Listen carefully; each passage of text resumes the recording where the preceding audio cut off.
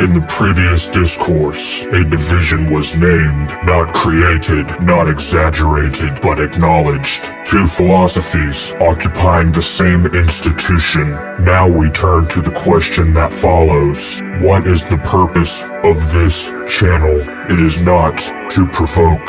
It is not to insult, and it is not to divide men who already call each other brother. It is to speak to something that has gone unspoken for far too long. There exists within Freemasonry a quiet reality that what was once central has in many places been replaced, not through malice, not through conspiracy, but through gradual change, innovation without examination, activity without intention, tradition without understanding, and over time, these changes have had a consequence, not an immediate one, but a cumulative one. The impact of Freemasonry on the individual man has been reduced. This is not an accusation, it is an observation. Many who now guide the lodge have only ever known it as it is, a place of meetings, of meals, and community engagement. And so when confronted with something deeper, they do not reject it out of hostility, they reject it out of unfamiliarity. To them,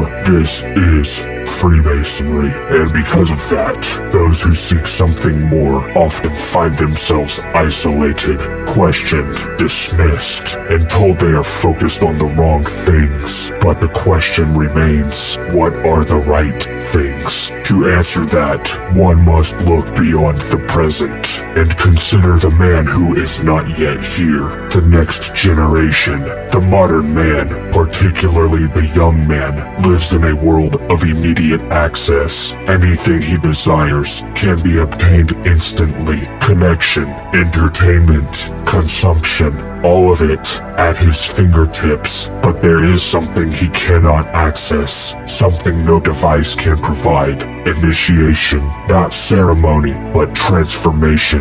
Not activity, but meaning. Not inclusion, but elevation. This is what he seeks, whether he can articulate it or not. And when he approaches the door of a Masonic lodge, this is what he expects to find. An ancient system, a body of knowledge, a path that demands something of him and gives something in return. But too often, this is not what he receives. He is given structure without substance, activity without depth, a calendar instead of a calling, and so he disengages. Not because he is unworthy, but because what he was seeking was never offered. This is the consequence of losing sight of purpose. Freemasonry was never intended to compete with the world of convenience. It cannot out-entertain it. It cannot out-deliver it. And it should not attempt to. Its value lies elsewhere, in discipline, in refinement, in the transmission of knowledge from the instructive tongue to the attentive ear. In a world that has become casual, it demands formality. In a world that promotes ease, it requires effort. In a world that offers everything, it offers only what must be earned. This is its strength, not its weakness. But strength requires preservation, and preservation requires clarity. The purpose of this channel is to restore that clarity, to articulate what Freemasonry is meant to be, to examine where it has drifted, and to provide language to those who have long recognized the difference, but have not yet spoken it aloud. This is not a rejection of the past. It is an acknowledgement that good intentions don't guarantee correct outcomes. What has been built has not achieved what was intended, not in attracting men of quality, not in retaining those who seek depth, and not in transmitting the full weight of what Freemasonry was designed to impart.